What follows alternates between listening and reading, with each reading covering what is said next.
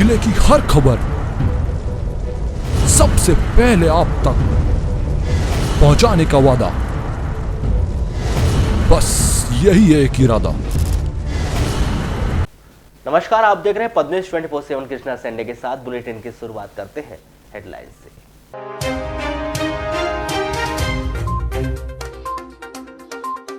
Train की चपेट में आने से मजदूर की दर्दनाक मौत। सरेगा रेलवे ट्रैक पर हुआ हादसा। मृतक पोस्ट में निवासी अनिल सोना। पोस्टमार्टम का शव परिजनों को सौंपा।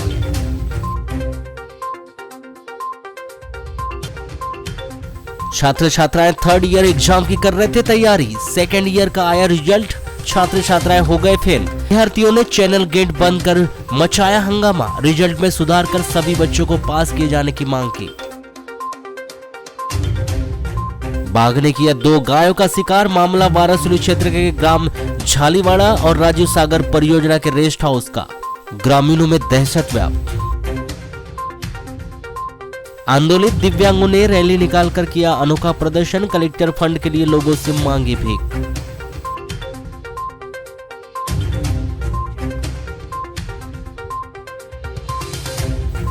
लालबरा के शासकीय अस्पताल में लगी आग। लाखों रुपए की दवाइयां जलकर हुई राख।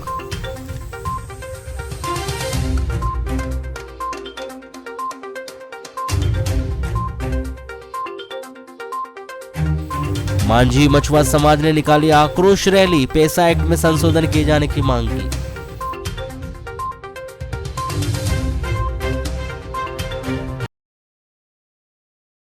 सड़क हादसे में घायल पटवारी की इलाज के दौरान मौत के बाद संघ ने सोमवार को कलेक्ट्रेट कार्यालय पहुंचकर विभिन्न मांगों को लेकर कलेक्टर डॉक्टर गिरीश कुमार मिश्रा के नाम ज्ञापन सौंपा है।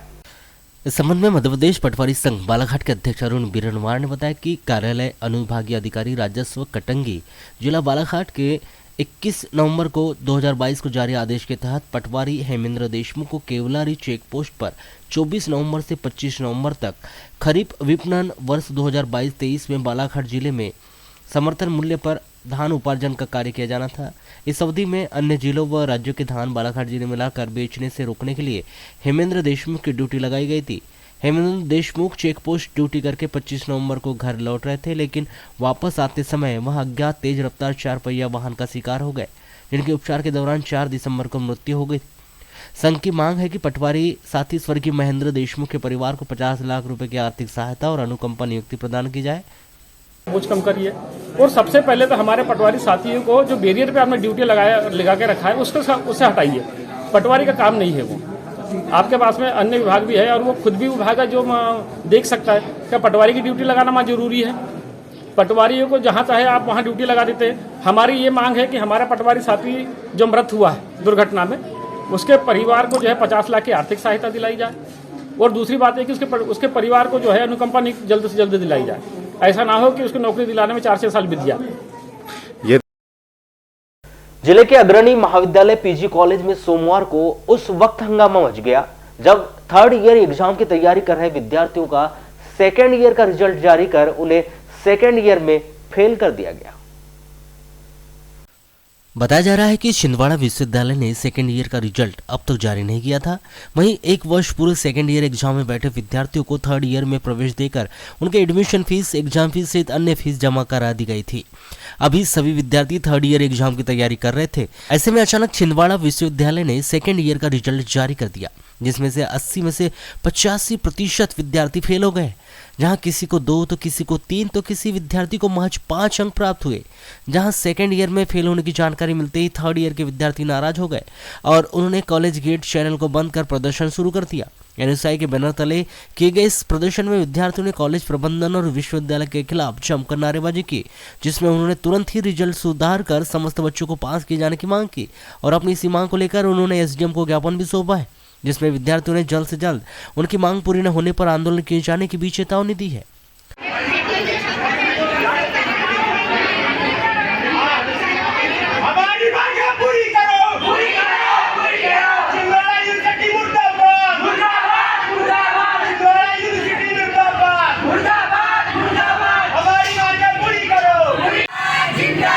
हमारी मांगे पूरी करो, हम अपना अधिकार मांगते नहीं किसी से भीख मांगते, हम अपना अधिकार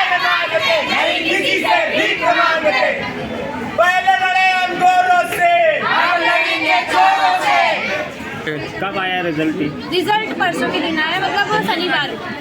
तो आपके हिसाब से क्या लगता है कब आ जाना चाहिए रिजल्ट, जिससे आपका रिजल्ट कम से कम 2 महीना बाद आ जाना चाहिए था। अभी तक यानी हम 6 महीना बाद रिजल्ट आ रहा है। मतलब अप्रैल में पेपर दिए थे तो अभी रिजल्ट आ रहा है। अच्छा ये बताओ कि पढ़ाई आपकी यहाँ अच्छे से नहीं हो पाई थी कि आपने पेपर अच्छे से नहीं दे पाए जो फेल? तो हमने अच्छे से दिए थे। अब एक पेपर में हम 3 घंटे में सिर्फ 3 नंबर का ही पेपर नहीं बना लेंगे, ज्यादा नंबर का ही बनाएंगे। कितने अंक आ रहे हैं सभी बच्चों को? मेरे तो 294 मार्क्स है, फिर भी मेरे को फेल बता रहे हैं। अच्छा कितने विषय में कितने कितने अंक मिल रहे हैं? एक सब्जेक्ट में मेरे को 3 नंबर दिया और एक में 5 नंबर। अच्छा तो सभी के साथ ऐसी हुआ है क्या? तो क्या रीचेक कराने की मांग कर रहे हैं या रिजल्ट में सुधार की मांग? और जैसे मांग पूरी नहीं होती तो? मांग पूरी नहीं होती तो फिर हमारे को फीस भी वापस करके दो और आगे तक हम जाएंगे, यूनिवर्सिटी तक चले जाएंगे बस। गलतियां छात्रों का भविष्य के साथ खिलवाड़ कर रही है। 2 सालों से देखा जा रहा है कि छिंदवाड़ा यूनिवर्सिटी जो रिजल्ट दे रही है, हमारा रिजल्ट अभी 3rd ईयर का टाइम था। 3rd ईयर के टाइम में हमारी फीस 2nd ईयर का भी कम्प्लीट था। जो रिजल्ट उन्हें दिया 3rd ईयर में दिया हम, और अभी हमें पेपर का टाइम है 3rd ईयर का, अभी एग्जाम आ जाएगी हमारी। तो हमारा तो रिजल्ट देखकर उन्हें 2nd ईयर भी खराब कर दिया और 3rd ईयर भी खराब कर दिया। तो इसमें भविष्य अंधकार में जा रहा है। हम मांग करते हैं कि हमारा हम 2 साल क्या करेंगे, 2 साल बर्बाद हो चुका है हमारे। तो हम मांग करते हैं कि हमको पास कर दिया जाए हमारा 2nd ईयर। फेल कर दिया गया। 75% स्टूडेंट फेल हो चुकी है मेरे। कौन सी ईयर में? ये 2nd ईयर का रिजल्ट आया 3 दिन पहले। विद्यार्थी कम से कम 250-300 स्टूडेंट फेल हो चुके हैं। आप ये सभी दिख रही है पूरे फेल स्टूडेंट। सिर्फ पीजी कॉलेज का मामला है कि और कहाँ? अदर कॉलेज जो बालाघाट क्षेत्र में जितने भी यूनिवर्सिटी के अंतर्गत आते हैं सभी स्टूडेंट के साथ ऐसे ही। अच्छा अगर ये पहले ही रिजल्ट अगर आ जाता तो वो 2nd ईयर में? सिर्फ हमको पता है कि हमारी योग्यता के अनुसार हमारे को रिजल्ट मिलेगा। फेल ठीक है, हमारे 1 साल बर्बाद होता है, पर यहाँ तो हमारे 2-2 साल बर्बाद हो रहे हैं। बीती रात गोंदिया से बालाघाट की ओर आ रही एक यात्री ट्रेन की चपेट में आने से एक मजदूर की दर्दनाक मौत हो गई। यह हादसा कोसमी रेलवे ट्रैक का बताया जा रहा है। मृतक का नाम ग्रामीण थाना नवेगांव ग्राम कोसमी निवासी 45 वर्षीय अनिल पिता हंसलाल सोना बताया गया है, जिसके शव का सोमवार को पोस्टमार्टम कर शव अंतिम संस्कार के लिए उनके परिजनों के सुपुर्द किया गया है। प्राप्त जानकारी के अनुसार कोसमी निवासी अनिल अविवाहित था। बताया जा रहा है कि अनिल अपनी मां के साथ कोसमी में मकान में रहता था, जो मजदूरी कर अपना और अपनी मां का पालन पोषण करता था। बताया जा रहा है कि रोजाना की तरह रविवार को भी अनिल मजदूरी का काम करने के लिए गया था। काम से वापस आते समय उसे देर हो गई, जो रात्रि करीब 8:30 बजे रेलवे पटरी से अपने घर वापस आ रहा था। तभी करीब 8:41 पर वह गोंदिया से बालाघाट की ओर आ रही यात्री ट्रेन की चपेट में आ गया, जिसे मौके पर ही उसकी मौत हो गई। उधर मामले की सूचना मिलते ही रेलवे पुलिस बल बालाघाट की टीम कोसमी के 1041 किलोमीटर नंबर के पास पहुंची, जहां से उन्होंने मृतक का शव उठाकर उसे पोस्टमार्टम के लिए जिला अस्पताल पहुंचाया, जहां रात्रि अधिक होने के कारण शव का पोस्टमार्टम नहीं हो पाया था। सोमवार की सुबह अस्पताल पुलिस चौकी ने मृतक के परिजनों का बयान दर्ज कर पंचनामा सहित अन्य आवश्यक कार्रवाई पूरी की। ये अनिल सोना पिता है, हंसराज सोना, कोसमी में ही रहते हैं। उनको भी सुबह उनके बड़े भाई का फ़ोन आया कि अनिल का एक्सीडेंट हो गया है। यहाँ आके पता चला कि ट्रेन से हुआ है और ये रात करीबन 8:45 बजे की घटना के आसपास है। तो क्या ऑन द स्पॉट में खत्म हुआ था क्या उपचार के दौरान? ये उपचार के दौरान ही ख़त्म हुआ, यहाँ लेके आए। तो ये क्या अकेले कहाँ रहते थे? ये भारत स्टील के पीछे कोसमी में ही रहते थे मम्मी के साथ। क्या करते थे? कोई मजदूरी सुधारना, कूलर सुधारने का काम थे। तो कौन सी ट्रेन से टकराया है ये? ट्रेन का नाम कंफर्म नहीं मालूम, डेमो बता रहे हैं।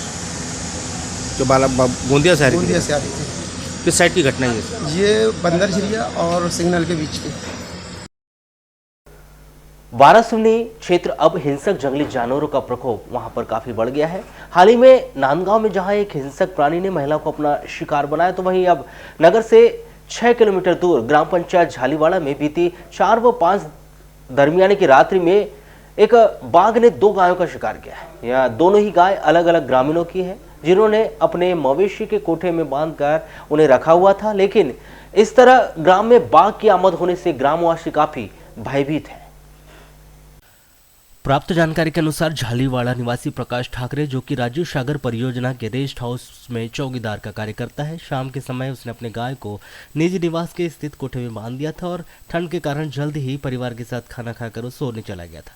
रात्रि करीब 3 बजे उसको घर के सामने बने उसके कोठे में से कुछ अजीब सी आवाज आने पर उसने जाकर दूर से जब देखा तो एक बाघ उनकी 6 वर्षीय गाय की गर्दन पर अपने दांत गड़ाए हुए बैठा था।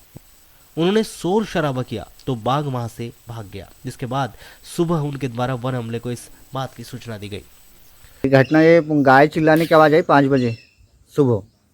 तो मैं अपने रूम से बाहर जब निकल के आया, लाइट गोल थी, टॉर्च था मेरे हाथ में, टॉर्च लेके आया तो मेरी गाय को उसने खूंटे से छोड़ करके यहाँ बाहर तक ला लिया है। और जब मैं यहाँ से उसको भगा रहा था तो भाग नहीं रहा था, फिर बहुत ज़ोर ज़ोर से हल्ला किया, तब उसने गाय को छोड़ करके बाहर भागा। उसके बाद में मैंने तुरंत गाय के पास में ला करके पैरा जलाया, मैंने रिटर्न तो नहीं आएगा ये करके, तो वो जाकर के सामने में खड़ा हो चुका था। और उसके बाद में मैंने अंगार जलाए तो उसके बाद फिर वो बाउंड्री कूद करके भागा इस ओर से। कैसे देखिए आपने, क्या था? वो पट्टे वाला था, तेंदुआ। तेंदुआ नहीं बोलते उसको, वो बोलते हैं बाघ, बोलते हैं बाघ। लंबा लंबा है। कितने थे? सिंगल ही था वो, सिंगल एक था। हाँ सिंगल। आपको कैसे पता चला कि बाघ है करके, आपने देखा कैसे? मैं एकदम उसके पास में आ गया था उसके, इसलिए बता सक रहा हूँ कि मैं मात्र उसको सिर्फ धक्का मार के हटाने से रहा, इतने करीब में था मैं उसके। फिर आपने क्या करे? फिर उसको आवाज लगाया, चिल्लाया, भागा। उसके बाद में फिर सब लोगों, अपने करीबी लोगों को फोन किया, उन लोगों ने सब लोगों को सूचना किया, फिर लोग आए दौड़ दौड़ करके, सब लोग फिर देखे। अभी अच्छा, तुरंत ही मौत हो गई थी गाय की? गाय की 15 से 20 मिनट के अंदर में मौत हो गई। इसके पहले भी कोई घटना हुई थी यहाँ पर? नहीं, इसके पहले कोई घटना नहीं हुई थी। इसी तरह ताराचंद नंदू नागोशे राजटोली निवासी की भी गाय का शिकार बाघ ने किया है। उसकी गाय के जिसकी सूचना उसके द्वारा वन हमले को दी गई, जिस पर वन हमले ने मौके पर पहुंचकर समस्त आवश्यक कार्रवाई की और दोनों ही पीड़ितों के आवेदन लेकर पशुधन हानि का मामला दर्ज करते हुए उन्हें शासन के द्वारा निर्धारित मुआवजा दिए जाने की बात कही। पद्मेश 24/7 को जानकारी देते हुए वन परिक्षेत्र सहायक बुदबुदा पवन पटले ने बताया कि यह राजस्व ग्राम के तहत आता है। उनके द्वारा मौका स्थल का निरीक्षण कर लिया गया है, साथ ही गायों का पोस्टमार्टम भी करवा लिया गया है। यह घटना बाघ के द्वारा अंजाम दी गई है। ग्राम पंचायत झालीवाड़ा से सटी सभी ग्राम पंचायतों में पंचायत के माध्यम से मुनादी करवा दी गई है और उस मुनादी के इस बात खास तौर पर रखा गया है कि शाम होने के बाद लोग अपने घर से बाहर न निकले। वहीं मौके से हमने पग मार्ग भी लिए हैं जो बाघ के ही है। ये अपना वाराणसी से लगभग 15 किलोमीटर दूरी पे झालीवाड़ा ग्राम में 2 गायों का टाइगर द्वारा किल किया गया है। ये कंफर्म है कि टाइगर है? हाँ बिल्कुल कंफर्म है। आपने पग मार्क लिए? पग मार्क लिया है हमने। तो क्या की जा रही है कार्रवाई? इसमें कार्रवाई वहाँ के पंचनामों के पूरे कंप्लीट करके अपने को मुआवजा दिलवाने की कोशिश की है। कौन कौन है वो 2 पीड़ित? 2 पीड़ित एक प्रकाश ठाकरे करके हैं और एक झाड़ूलाल ताराचंद है। 2 लोग के यहाँ के जानवर मारे गए हैं। इनको कैसे पता चला कि टाइगर है? ये उन लोग खुद साक्षात देखे हैं। प्रकाश ने अपने आंखों से सामने देखा है, पगात में। अच्छा, अब आपके द्वारा क्या कार्रवाई की जा रही है वन हमले की तरह? वन हमला सघन गश्ती कर रहा है कंटिन्यू। 3-4 दिन से बीते जब से, यानी कि नांदगांव में जो घटना घटी उसके बाद से कंटिन्यू ही अपना सघन गश्ती चालू है। रात्रि में 3 शिफ्ट बनी हुई है, तीनों शिफ्टों में कर्मचारी लगे हुए हैं, इसके लिए घूम रहे हैं, गश्ती कर रहे हैं। ये जानकारी हमें पहले भी थी कि यहाँ पर, हमें तो लगा रहा था तेंदुआ ही होगा, लेकिन यहाँ पर जाके जब देखे जाकर तो वहाँ पर टाइगर दिखा। वर्षों से लंबित अपनी विभिन्न मांगों को लेकर पिछले 5 दिनों से जिला पंचायत के सामने अनिश्चितकालीन धरना प्रदर्शन पर बैठे दिव्यांगजनों की मांगे अब तक पूरी नहीं हो पाई। जहां मांग पूरी करना तो दूर की बात, शासन प्रशासन ने अब तक उनकी मांगों पर कोई ध्यान ही नहीं दिया, जिससे नाराज दिव्यांगजन आए दिनों अनोखा प्रदर्शन कर शासन प्रशासन का ध्यान अपनी ओर आकर्षित कर रहे हैं। जिसके तहत सोमवार को दिव्यांगजनों ने एक अनोखा प्रदर्शन कर कलेक्टर के नाम पर आम लोगों से भीख मांगी। प्रगतिशील विकलांग कल्याण सेवा समिति के बैनर तले किए गए इस अनोखे प्रदर्शन में दिव्यांगजनों ने धरना स्थल से एक रैली निकाली, जिसके माध्यम से उन्होंने शासन प्रशासन के खिलाफ जमकर नारेबाजी की और अपनी विभिन्न मांगों को तत्काल पूरे किए जाने की भी गुहार लगाई। जहां ढोल मजीरा के साथ गाते बजाते हुए निकाली गई रैली लोगों के पास दान पात्र लेकर पहुंचे। जहां इस रैली में शामिल दिव्यांगों ने राह चलने वाले आम लोगों से कलेक्टर के नाम पर भीख मांगी और गाते बजाते हुए काली पुतली चौक में अनोखा प्रदर्शन किया, जिसमें उन्होंने प्रशासनिक अधिकारियों पर दिव्यांगों की मांगों को लेकर उदासीनता बरतने का आरोप लगाते हुए भीख में जमा होने वाला पैसा कलेक्टर फंड में ले जाकर जमा करने की बात कही।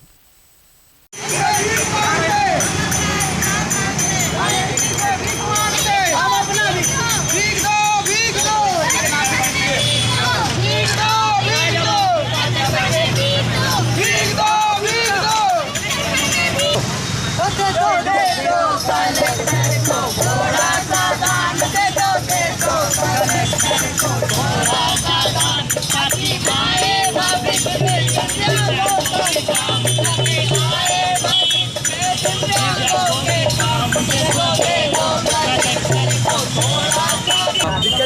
कलेक्टर के नाम से भीख इसलिए मांगना पड़ रहा है हमको कि रात में तहसीलदार महोदय और जनपद सीओ क्योंकि आए थे, प्लस पुलिस प्रशासन भी आई थी जहाँ पे हमारा धरना प्रदर्शन है उस जगह पे। तो उस जगह में सर हमको उठाने की पूर्ण कोशिश की गई। हमने बोले कि सर हमारी इतनी मांगे हैं जो नॉर्मल सी मांगे हैं जो पूर्ण हो सकती है, जो कलेक्टर के हैंड ओवर पे है सर, वो मांग पूरे हो सकती है। परंतु तहसीलदार महोदय ने बोले कि ये सारी मांगे ऊंचे लेवल की है तो ये नहीं हो सकते। और उससे पहले सर जब एसडीएम महोदय आए थे तो एसडीएम महोदय बोले थे कि ये सारी मांगे हैं जो जिला लेवल के हैं वो पूर्ण हो सकते हैं। परंतु हम बोले हमें लिखित में दे दो। जब तहसीलदार महोदय और जनपद सीओ जी ने आए थे तो बोले कि 1 महीना का टाइम दो हमें, तो हम कहे ठीक है हम टाइम दे रहे हैं आप। क्या है, जो भी शासन प्रशासन का अधिकारी आता है वो एक ही रोना रोता है कि शासन के पास पैसा नहीं है। हर काम के लिए पैसा है पर दिव्यांग के नाम के लिए पैसा नहीं है। तो हमने ये सोचे कि दिव्यांग एक काम करता है, शासन को पैसा दे देगा भीख मांग के, क्योंकि यदि काम नहीं मिला तो भीख मांगना, इससे हमारी प्रैक्टिस भी हो जाएगी और शासन के पास पैसा भी जमा हो जाएगा। अब प्रशासन इसकी योजना बनाए कि क्या करना है। बताया जा रहा है कि अपनी विभिन्न मांगों को लेकर दिव्यांगजनों के द्वारा किए जा रहे धरना प्रदर्शन को रोकने और प्रदर्शनकारियों को प्रदर्शन स्थल से हटाने के लिए शुक्रवार की तरह रविवार की रात को जनपद पंचायत सीईओ और तहसीलदार सहित पुलिस का भारी भरकम अमला धरना स्थल पर पहुंचा था, जहां उन्होंने प्रदर्शनकारियों को तुरंत ही धरना प्रदर्शन खत्म कर जगह खाली करने के लिए कहा था, लेकिन प्रदर्शनकारी नहीं माने, जिनके भारी विरोध के चलते धरना हटाने पहुंचा प्रशासनिक अमले को बेरंग ही लौटना पड़ा।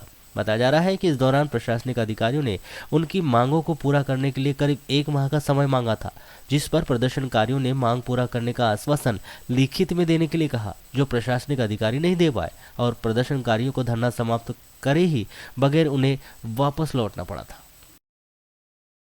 जिले के विभिन्न थाना क्षेत्रों में अपराध घटित कर फरार हो गए 2 आरोपियों की गिरफ्तारी पर पुलिस अधीक्षक समीर सौरभ ने 3-3 हजार रुपए का इनाम घोषित किया है।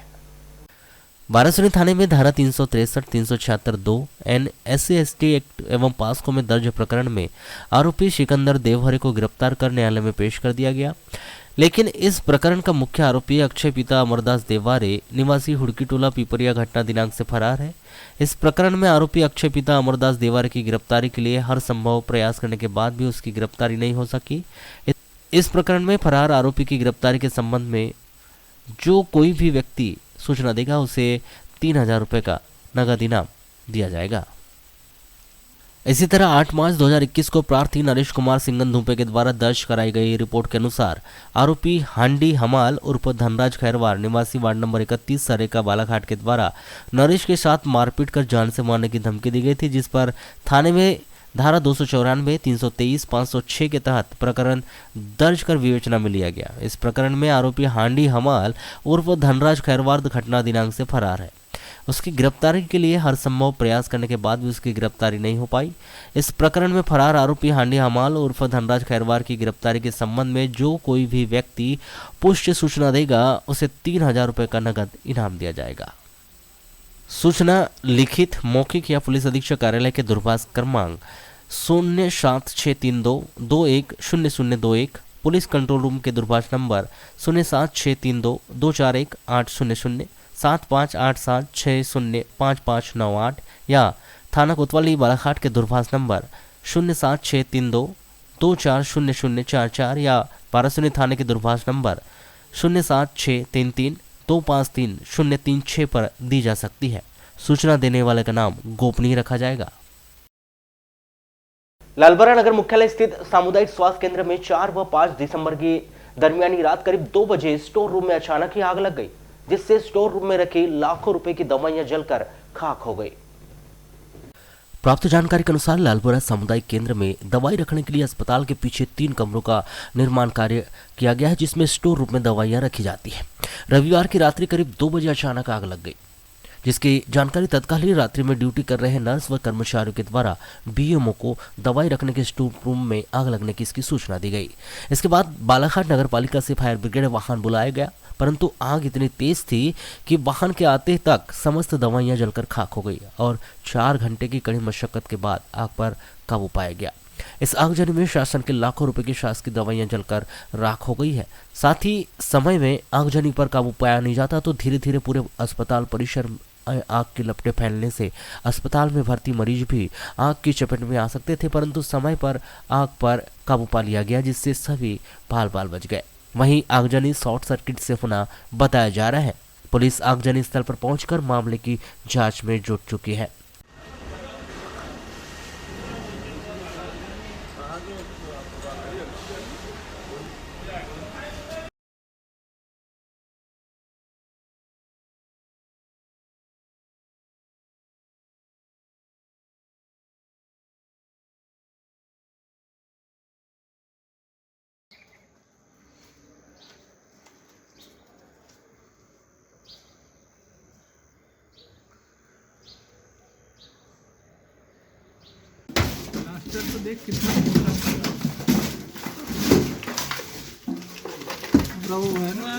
दबा हुआ है वो फटी में रहा है वो तो प्लास्टर गिर जाऊंगा।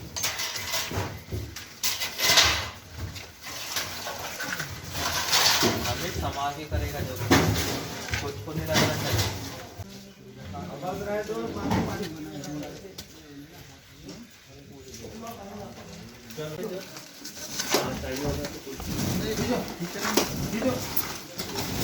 डंडे की जरूरत नहीं है।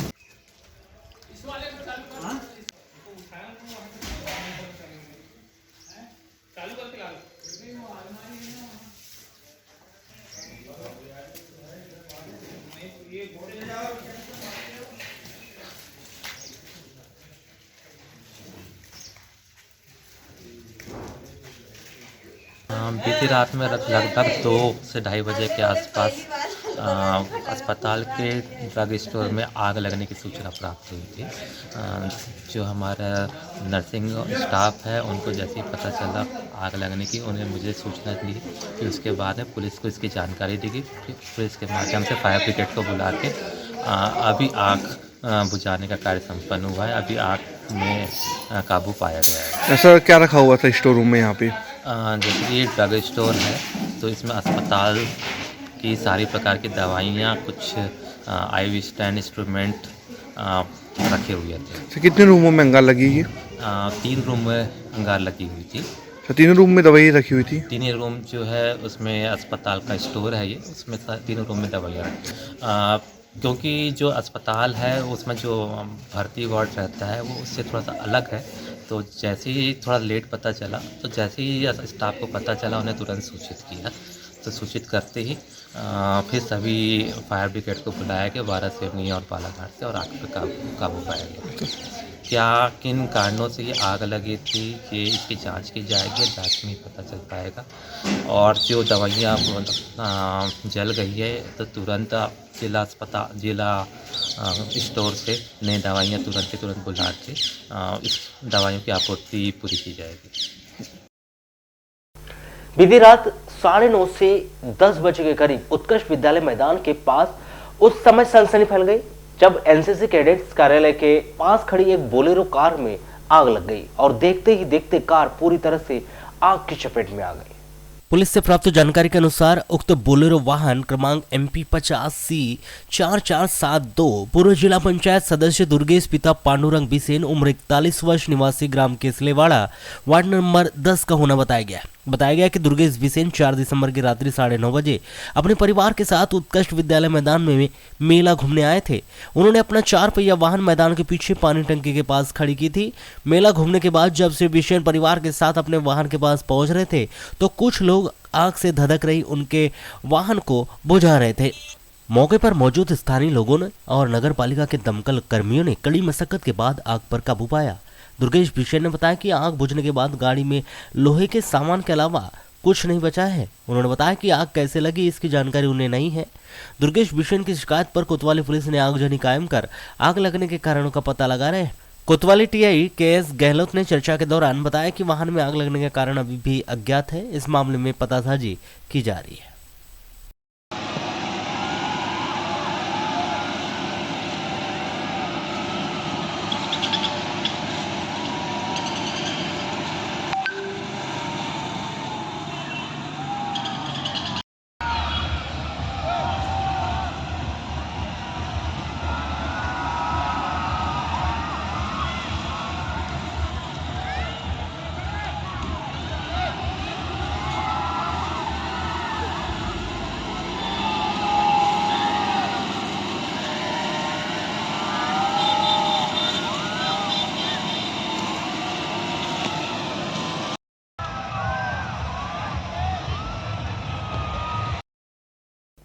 वाराणसी नगर से इस क्षेत्र में बीते कुछ समय से हो रही चोरी की वारदातें अब रुकने का नाम नहीं ले रही है, जिससे ऐसा लग रहा है कि खाकी के खौफ से बेखौफ होकर चोरों के हौसले बुलंद है, जिसके चलते वहां दिन दहाड़े चोरी की वारदातों को अंजाम देने से भी उन्हें खौफ नहीं है, जिससे 5 दिसंबर को फिर चोरों ने नगर के वार्ड नंबर 8 कटंगी रोड स्थित अमन कुरैशी के मकान में दिन दहाड़े चोरी की वारदात की।